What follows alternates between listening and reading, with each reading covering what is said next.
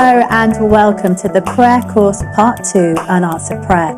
This is the second of 5 interactive discussions designed to address some of the deepest, darkest, most painful questions everyone asks, but sometimes we struggle to share.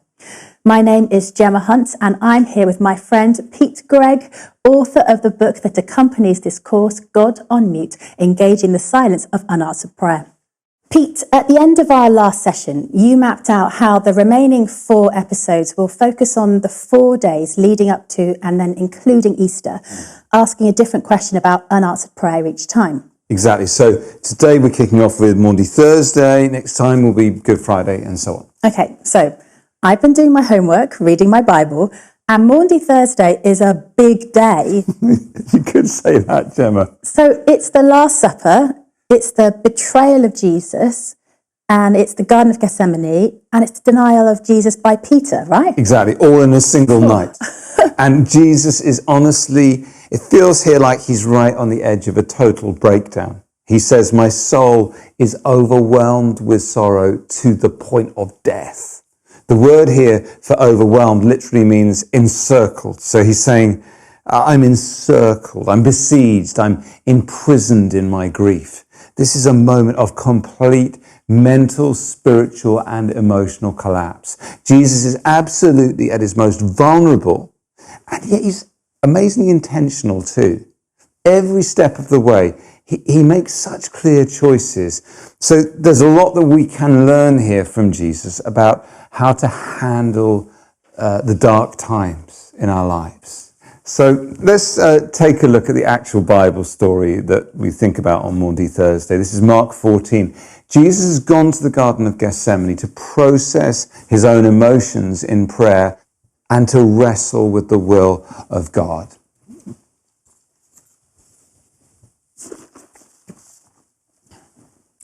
They went to a place called Gethsemane, and Jesus said to his disciples, "Sit here while I pray."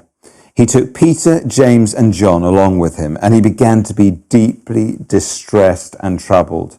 My soul is overwhelmed with sorrow to the point of death, he said to them. Stay here and keep watch.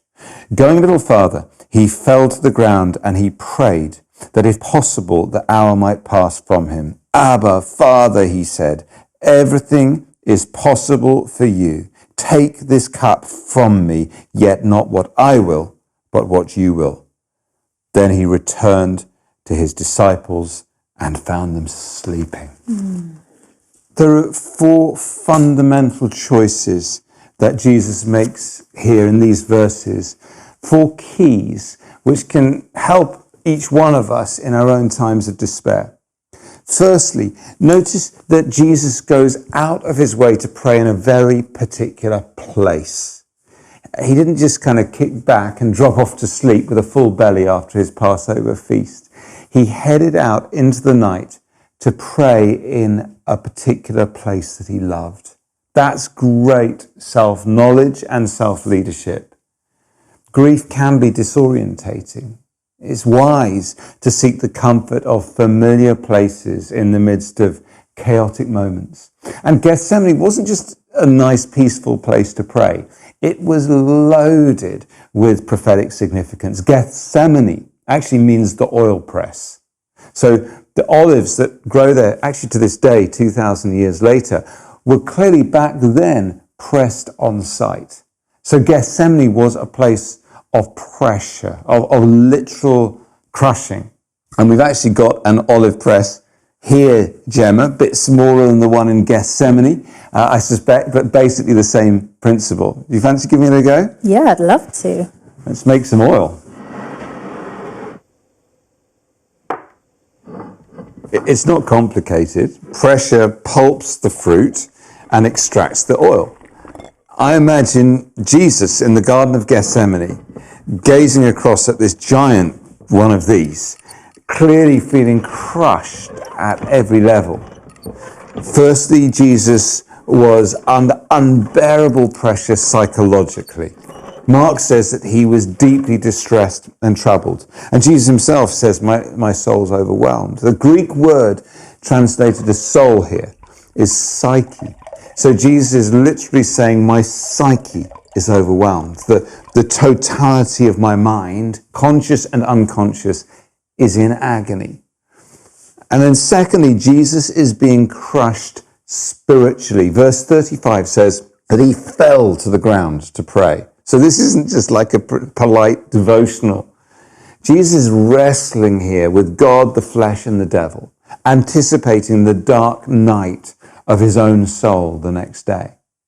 Thirdly, Jesus is being crushed emotionally.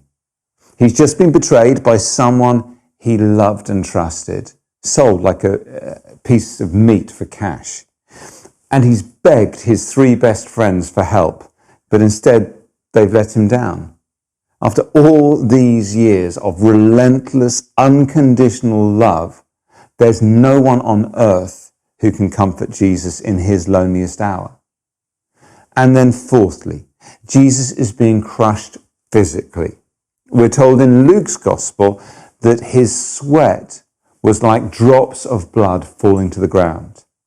So Jesus is suffering here from a rare condition called hematidrosis, in which under extreme anguish, capillaries rupture in the subcutaneous layer of skin near the sweat glands, so that the sufferer emits sweat tinged with blood. So here, beyond any doubt, really, is a man caught in the extremes of mental, spiritual, and emotional, even physical torment. Now imagine that there are people watching this who have been crushed in many of these ways, Right. in their mental health, in chronic physical pain. Maybe they've been betrayed by people that they've trusted or feel that they've been abandoned by God. Some of us might even feel overwhelmed with sorrow to the point of death. But the Bible shows that the God of the universe has suffered similar things. He's not indifferent to our pain. Hebrews 4 verse 15 says exactly this. It says, we do not have a high priest who is unable to empathize with our weaknesses. And then Isaiah describes the Messiah as a man of sorrow, acquainted with grief. Now, I know that's a beautiful and important truth, but I just wonder if for some people it might sound a bit simplistic, or is it anything more than just sentiment? I mean, for me, it raises many other questions, like, if Jesus really does care, then why doesn't he just intervene? Yeah, I mean, that is such a good question. And Gemma, I promise we will address the issue of God's apparent absence in session 4. But as for the other thing you said, no, I don't really think it is simplistic or sentimental to say that Christ suffers with us. I think it's one of the most profound discoveries any human being can ever make, unique to the Christian gospel, that God does not leave us to suffer alone. And to show you this, I want to show you a picture, if I may. So, here, now take a look at this. This is the Isenheim altarpiece, painted by Matthias Grunewald between 1512 and 1516. You might have seen it before. Take a look. It's considered to be one of the greatest paintings of all time, right up there with Leonardo da Vinci's Mona Lisa and Michelangelo's Sistine Chapel, but far less famous. Jesus here isn't dying a serene death. He's tortured. He's contorted. You see how scarred he is. And this is because Grunewald painted this for the chapel of a monastery which was caring for the victims of a horrible disease called ergotism, or St. Anthony's fire. Sufferers developed mysterious gangrenous skin sores, nervous spasms, full convulsions, and many, many people died. So can you just imagine the impact, the shock of stepping into that chapel, feeling terrified, feeling ashamed because you're covered in sores, convulsing, you're facing death, and then being confronted with this depiction of Christ on the cross, covered in the same sores, convulsing in the same way, and facing a death more certain than your own. Wow. He's not just dying then for us, he's suffering with us. Yeah, exactly. It's Psalm 23, isn't it? Yea, though I walk through the valley of the shadow of death, which For Sammy, that's the MRI scanner, right? The valley of the shadow. I will fear no evil, for thou art with me. Thy rod and thy staff, they comfort me. We always want God to airlift us out of that valley. And whenever he does, obviously we call it a miracle. But mostly, instead of airlifting us out of the valley, he parachutes in and he joins us in our distress. That's definitely been our experience. Our big prayers for Sammy's healing still haven't been fully answered. But we simply can't deny the small signs of God's presence with us day by day along the way. A comforting message arriving just when we need it. A sense of God's peace when we pray. A Christian nurse assigned to our ward. An opportunity to witness to those who are suffering in similar ways. Okay, yeah, I get it. So you said that there are 4 keys in this Bible passage then to help us process painful times. The first one is this significance of place. Yeah. So what's the next one? The next thing I see here is how carefully Jesus seeks out certain people in his darkest hour. He wants his 3 best friends by his side and makes himself extraordinarily vulnerable to them, telling them how he's feeling and asking them to support him.